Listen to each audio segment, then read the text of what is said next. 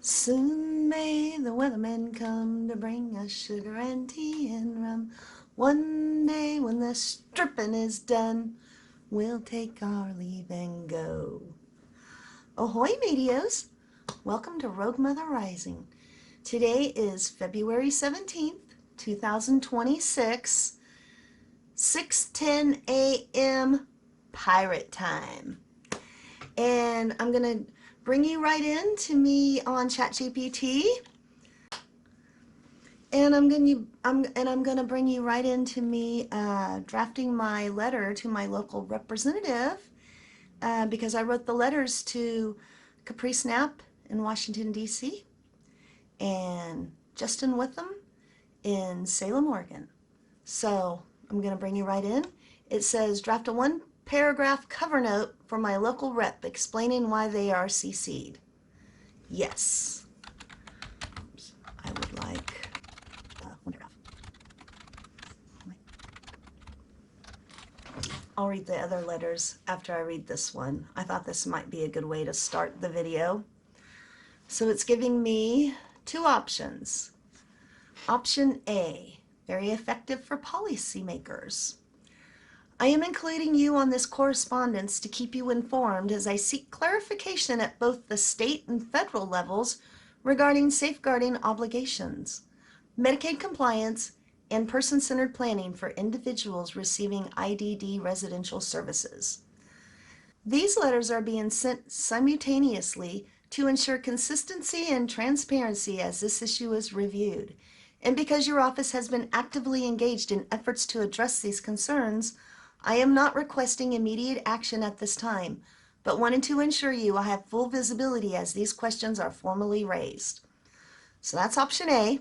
And option B, slightly more advocacy forward, still respectful, a bit firmer. I don't think I need to be firm with him. He's on our side.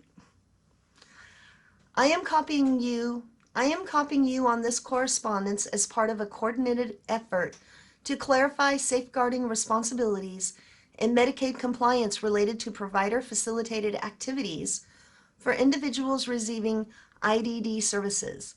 Given your office's ongoing work with us to address these concerns, I wanted to ensure you are aware of the questions being posed at both state and federal levels. These letters are being sent simultaneously to promote transparency and consistency and to help prevent conflicting interpretations as this event moves forward. I kind of like the first one. I'm going to read it again though. Option A, professional and coordinating, very effective for policymakers. Dear Dwayne, I am including you on this correspondence to keep you informed as I seek clarification at both state and federal levels regarding safeguarding obligations, Medicaid compliance, and person-centered planning for individuals receiving IDD residential services. These letters are being sent simultaneously to ensure consistency and transparency as this issue is reviewed. And because your office has been actively engaged in efforts to address these concerns, I am not requesting immediate action at this time, but wanted to ensure you have full visibility as these questions are formally raised. I feel like it should be a little more personal because the first letter I sent to him, I sound a little whack. And this sounds way professional. I'm worried it's going to make me sound more crazy. I'm going to add some, thank you so much for helping us on this journey. I'm working on it from the background, and here's where I'm at right now. Something to that effect. I'll read you the other letters that I've got. You can see what I think. I had to do a lot of, questioning ChatGPT, and then I got some letters, and then I combined those to get the letter that I think is very good. So I would like to combine these letters to make one perfect one. Okay, here we go. This is going to go to Salem, Oregon. This is where they told me that strip clubs are no different than an R-rated movie. Subject, clarification on provider-facilitated subject. Clarification on provider facilitation of sexually commercial environments under HCBS and under and organ safeguarding laws. Thank you for your response and for directing me to 42 CFR 441.530 and 42 CFR 441.540 and ORS 427.107. I have reviewed these provisions carefully. I understand that HCBS regulations protect community access, individual choice, dignity of risk, and freedom from unjustified restrictions. I also note that in ORS 427.107 explicitly protects individuals receiving services from abuse and exploitation. I am seeking clarification on an important safeguarding distinction. In a prior response, strip clubs were described as no different than an R-rated movie or explicit music. Respectfully, I believe this comparison overlooks a critical risk assessment difference. An R-rated movie or explicit music involves passive media consumption. A strip club is a live, interactive, sexually commercial environment involving real people, direct engagement, money exchange, alcohol, and predictable sexual solicitation. From a safeguarding and risk mitigation perspective, these exposures are categorically different. To better understand ODDS's interpretation, I am asking how the agency differentiates between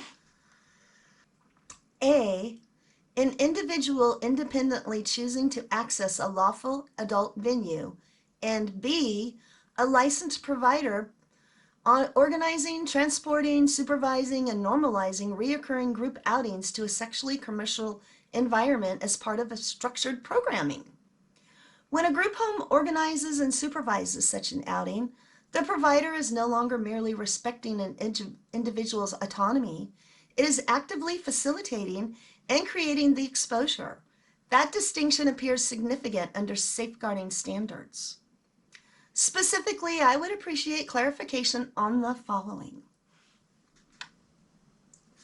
How ODDS expects providers to differentiate between passive adult content and live sexually commercial environments in formal risk assessment. Where in 42 CFR 441.530 or 441.540, provider-sponsored facilitation of such environments is required, rather than simply not prohibited.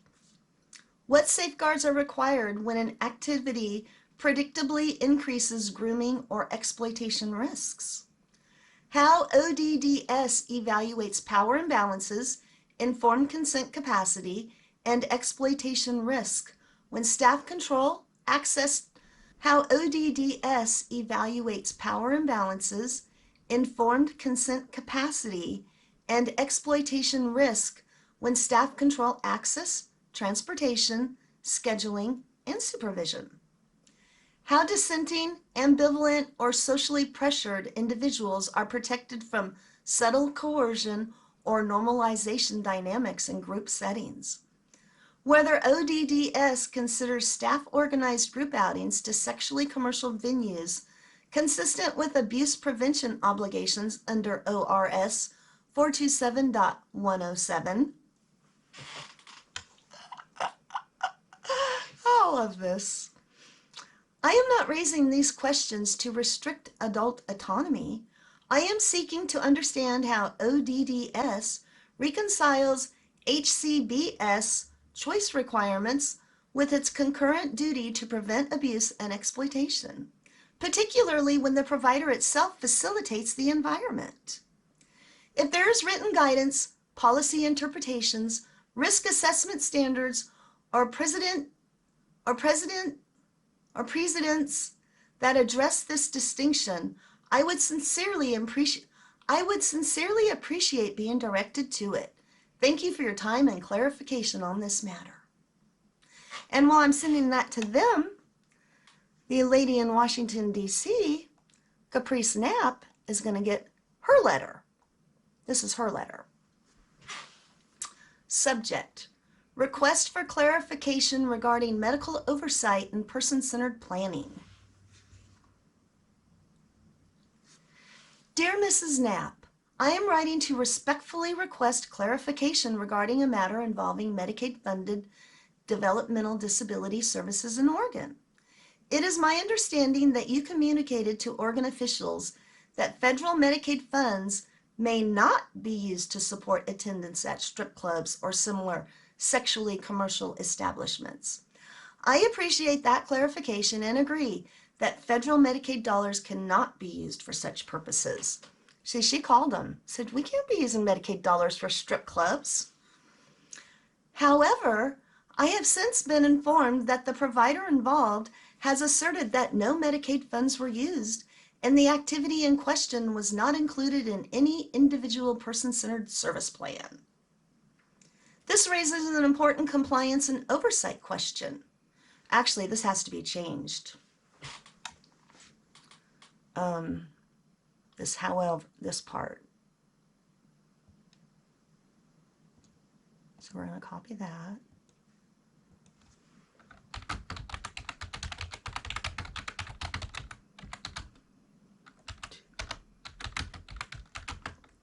I found the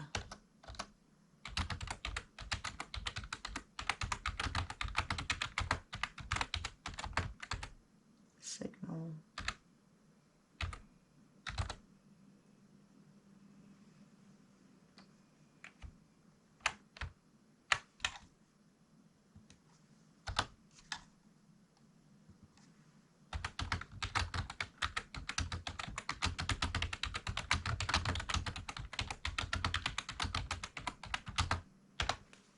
Oh, sorry.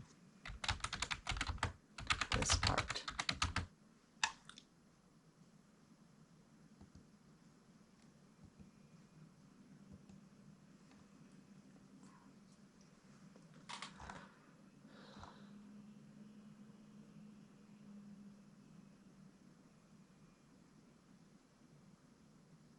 Oh, well, it knew it. I didn't even have to put that part. It knew.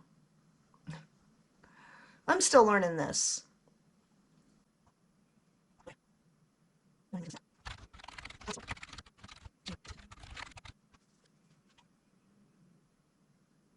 Okay. We're just going to go back and get the letter and then, oh, actually I have the letter saved. I'm just going to go add that part and then we'll read it.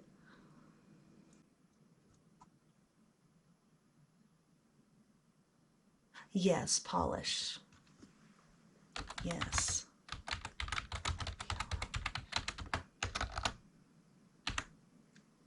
Let's see what we get.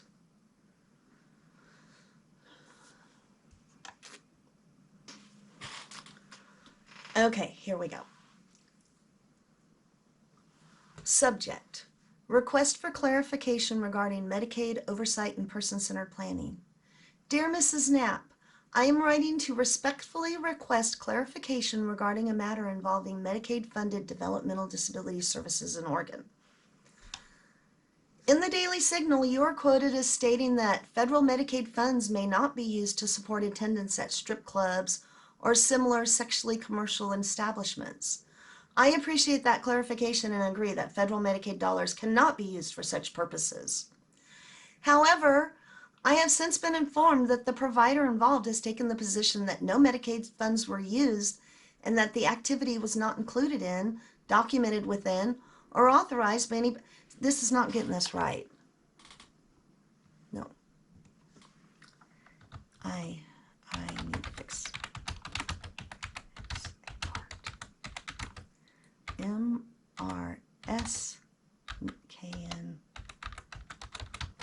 is who said, wait.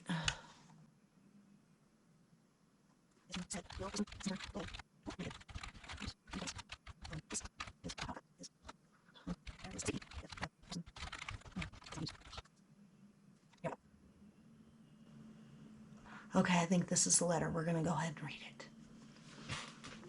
Subject: request for clarification regarding safeguards outside person-centered planning. Dear Mrs. Knapp, I am writing to respectfully request clarification regarding a matter involving Medicaid enrolled individuals receiving 24/7 residential IDD services in Oregon. In the Daily Signal, you are quoted as stating that no federal Medicaid funds were used for the activity in question and that the activity was not part of any individual's person-centered service plan. I appreciate that clarification. My questions concerning safeguarding oversight when an activity involving Medicaid enrolled individuals falls outside the person-centered planning process. If an activity is neither Medicaid funded nor included in person-centered plan, yet involves individuals who rely on agency staff for transportation, supervision, and access, what federal safeguards apply to ensure protection from exploitation, coercion, and foreseeable harm? Person-centered planning is the primary mechanism through which risk, consent, capacity, power imbalances, and individual preferences are formally assessed and documented. If an activity is excluded from that structure, I am seeking clarification on where those risk mitigation and abuse prevention protections are evaluated. Additionally, how does CMS view situations in which paid caregivers transport, accompany, or supervise Medicaid enrolled individuals in environments that are not documented within their service plans? Does the absence of plan inclusion remove the activity from oversight, or are there other federal standards that continue to apply? I am seeking clarification, not conflict.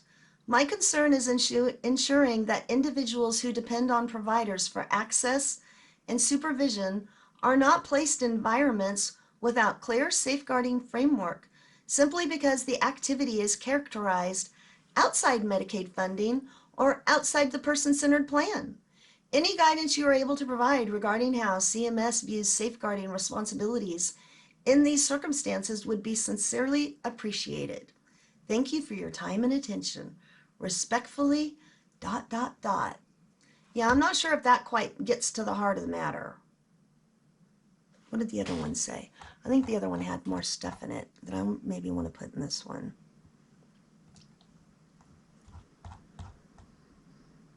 Okay, that's for Salem. Yeah, well, it basically sounds the same. So those are our letters. I'm going to get them polished off, and then I'll be sending them. And we'll see what kind of answers they can give me. Us, here on our ship of safety for the special needs adults. So that's where we're at today, Matios. I'm going to send these letters off, and let's see what they say. I don't think they can worm their way out of it. All three of them gave me a different answer. None of their answers keep anybody safe. So, sail on, matey. See you on the next voyage. Ahoy!